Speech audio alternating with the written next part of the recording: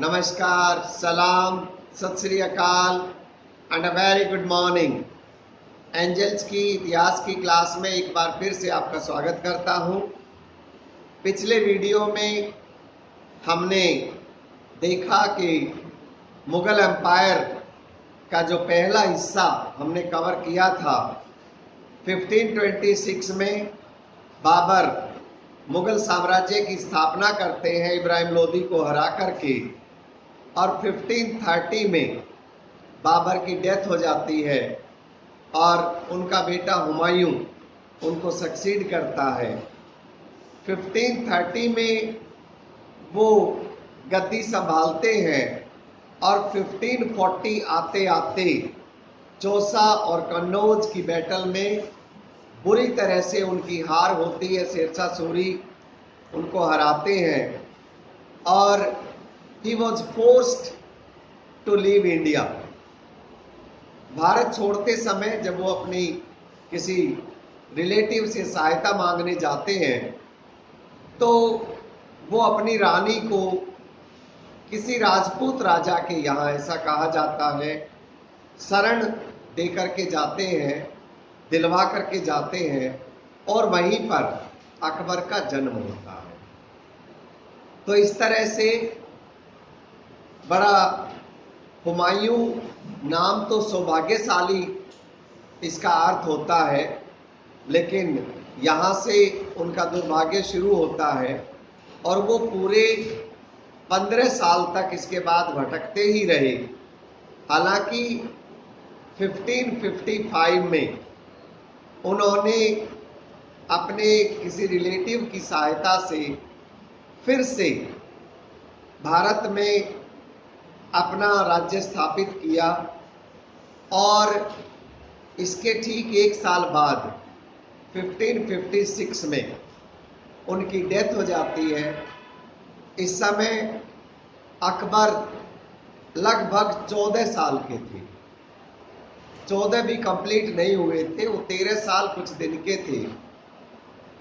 तो उनका जो ट्यूटर था बैरम खान, हाँ आज की भाषा में ट्यूटर ही कहेंगे, उनकी देखरेख में अकबर साम्राज्य को संभालते हैं। और क्योंकि 1555 में ही मुगलों ने दोबारा कैप्चर किया था, तो इस बीच हेमू, जो कि एक अफगान सम्राट के चीफ है, वो दिल्ली पर आक्रमण कर देते हैं और दिल्ली को मुगलों से फिर से छुड़ा लेते हैं। मुगलों के गवर्नर को दिल्ली से भगा देते हैं। तो अकबर को ठीक एक साल बाद ही युद्ध लड़ना पड़ता है और ये पानीपत की दूसरी लड़ाई 1556 में अकबर और हेमू की लड़ाई के नाम से फेमस है। इसमें आपको हैरानी होगी कि हेमू भारी पड़े अकबर पे, लेकिन युद्ध का नक्शा तब बदल गया जब कहीं से आके हेमू की एक आंख में तीर लग गया। हेमू की आंख में आके तीर लगने से हेमू अपने आप को संभाल नहीं पाए और उनकी सेना में खलबली मच गई। तभी उनको घेर लिया गया और हेमू को इस युद्ध में मार दिया गया। अकबर की विजय हो जाती है और इस तरह से स्थायित्व आ जाता है मुगल साम्राज्य में फिर से। इसके बाद अगर हम ठीक से देखें तो अकबर ने ग्रेजुअली, मैं आपको मैप पर ले जाना चाहूँगा, अकबर ने ग्रेजुअली उसके जो टाइम पीरियड है, उन्होंने ग्रेजुअली जो अपने आप को असर्ट किया, इसे 3 भागों में बांटना चाहिए हमें। जो फर्स्ट 14 इयर्स थे 1556 से 1570 तक, ये वो समय था जब अकबर ने अपने गार्जियन बैरम खान के डोमिनेशन में उन्होंने कुछ विजय हासिल करी और इनमें Malwa, parts of central India, इसके अलावा चित्तौड़, रणथंभौर 1570 से लेकर के और 1585 तक का जो एरिया है उसे हम फिर से वो समय के रूप में हम इसे देखते हैं जिस समय अकबर ने अपने आप को बैरम खां से अलग कर लिया। अब ऐसा लगता है कि जैसे अकबर को अब बैरम खान की जरूरत नहीं थी, बल्कि उन्होंने बड़ा चालाकी से पहले उन्हीं से पूरी ट्रेनिंग लेकर के और अब अपने आप को उनके पूरे डोमिनेशन से अलग कर लिया था। और ये जो अगले 15 साल थे, इसमें उन्होंने, मैं आपको मैप पे ले जाता हूँ, गुजरात, बिहार, उड़ीसा, बंगाल, ये जो एरियाज थे इनको जीता।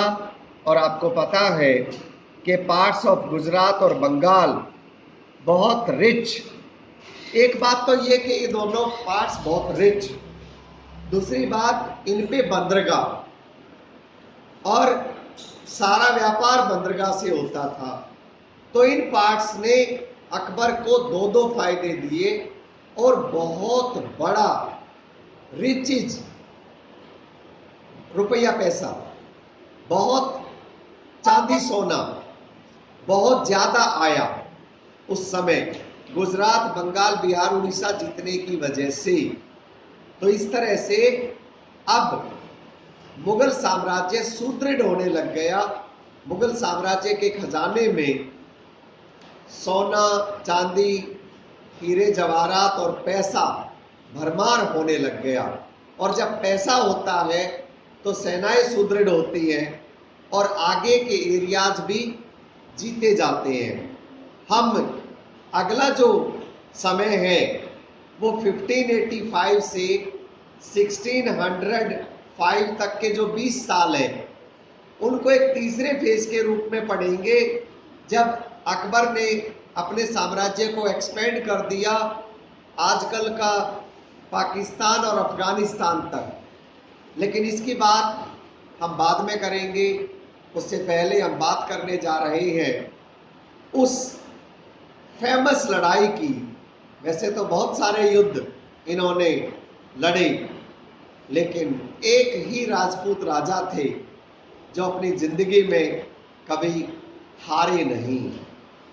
हल्दी घाटी का युद्ध तो हार गए, लेकिन हार नहीं मानी और कहते हैं कि मन के हारे हार है, मन के जीते जीत। चेतक ने वो दौड़ लगाई, वो फेमस दौड़ जिसका वर्णन आज तक कविताओं में होता है, और महाराणा प्रताप को युद्ध के मैदान से जिंदा निकाल ले जाते हैं। इतना बड़ा नाला जिसे आज भी आश्चर्यचकित लोग रह जाते हैं कि चेतक कूदा कैसे होगा। चेतक एक ऐसा घोड़ा, एक ऐसे घोड़े के रूप में वर्णन किया जाता है चेतक का कि उसने तब तक प्राण नहीं छोड़े जब तक महाराणा प्रताप को सुरक्षित नहीं कर दिया।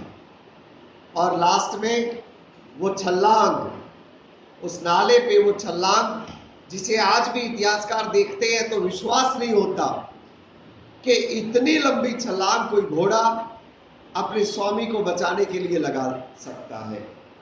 इसके बाद सुरक्षित देखने के बाद चेतक का दिल फट जाता है ज्यादा दौड़ने की वजह से और वो मर जाते हैं। अपने आप को यूँ कहना चाहिए अमर कर जाते हैं महाराणा प्रताप को बचाने के लिए। बहुत सारे इतिहासकार हल्दी घाटी के युद्ध को इसीलिए सबसे अहम मानते हैं क्योंकि ये वो लड़ाई थी जिसमें अकबर जीत कर भी हार गया था।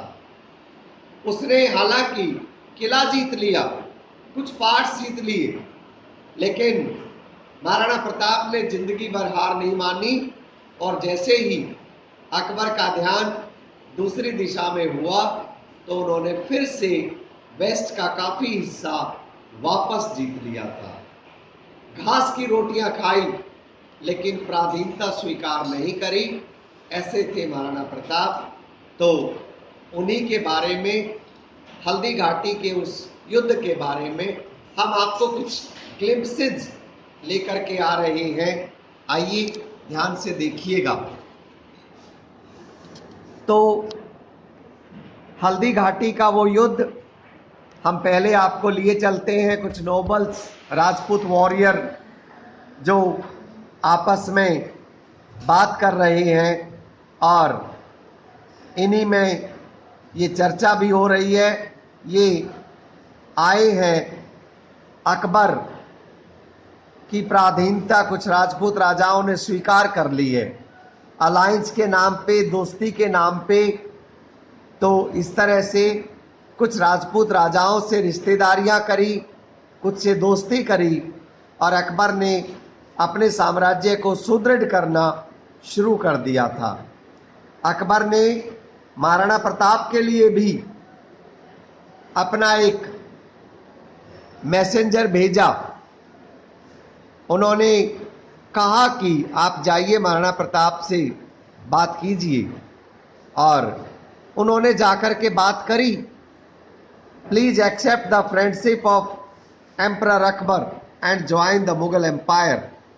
लेकिन उनका जवाब था, never, in the name of friendship he wants to annex my territory, ऐसा कह करके।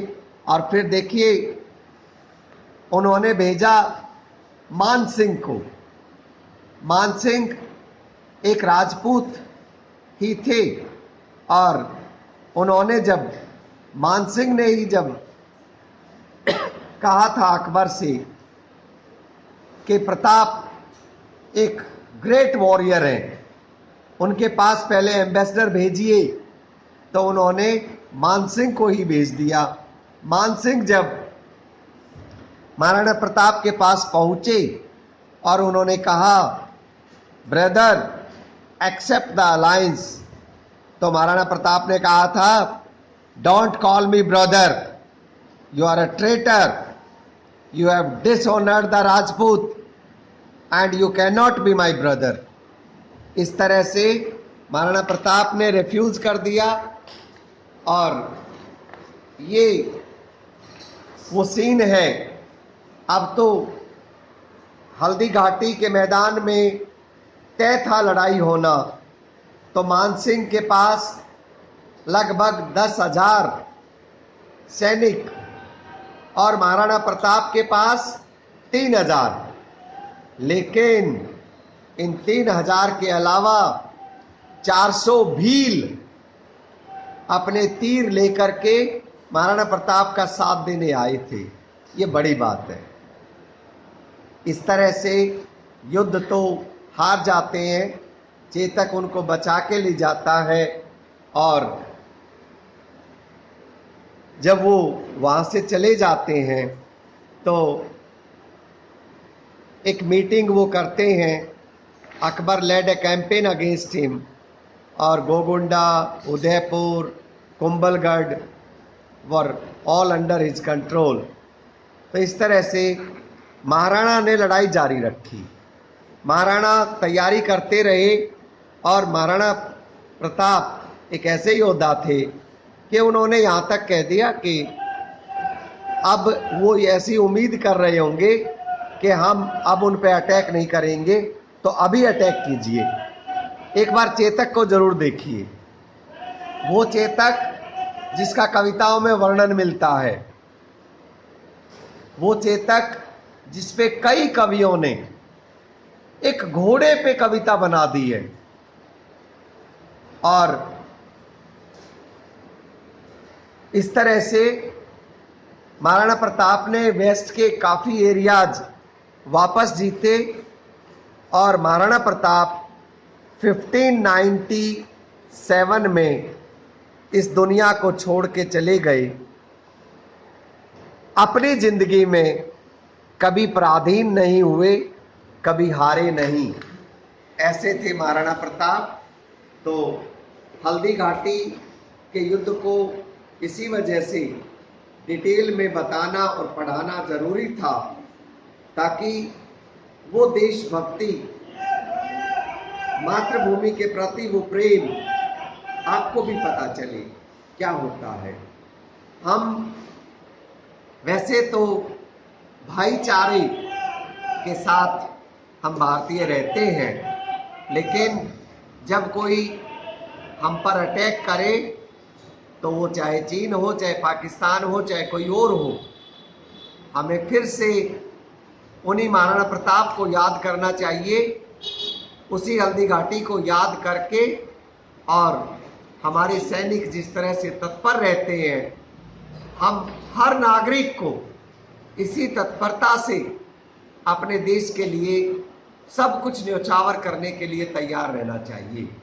आइए, हमने आपसे बात करी थी कि जो अंतिम 20 साल थे उनको तीसरे फेज के रूप में हम पढ़ेंगे, 1585 से 1605 तक। अब वो समय आ चुका था जब इन्होंने अपना ध्यान लगाया एक तो कश्मीर पे और एक दक्षिण पे। कश्मीर को भी जीता इन्होंने, और कश्मीर के अलावा फिर वो जो एरियाज मैंने आपको बताए, पाकिस्तान, अफगानिस्तान तक, यानी कि काबुल, कंधार का वो एरिया, और फिर मैं आपको लिए चलता हूँ डेक्कन में। डेक्कन में बरार, खानदेश, अहमदनगर, इस तरह से अगर आप सही से देखो तो देखिए, नॉर्थ में कश्मीर से लेकर के, और साउथ में आप देखिए, साउथ में गोदावरी रिवर तक, गोदावरी तक पूरा का पूरा देश अब मुगलों के अंडर आ चुका था। और अगर हम बात करें वेस्ट की, तो काबुल, कंधार, यानी कि आजकल के अफगानिस्तान से लेकर के और बंगाल तक का पूरा क्षेत्र भी उनके अंडर आ चुका था। तो अकबर ने मुगल साम्राज्य को काफी बड़ा कर दिया। हम इसके बाद जहांगीर के बारे में पढ़ेंगे 1605 से, उसकी बात करेंगे अगले वीडियो में। इस वीडियो को 2 बार देखिए, अपने सवाल मेरे पास भेजिए, और कल तक मेरे सवालों के लिए तैयार रहिए। Thank you.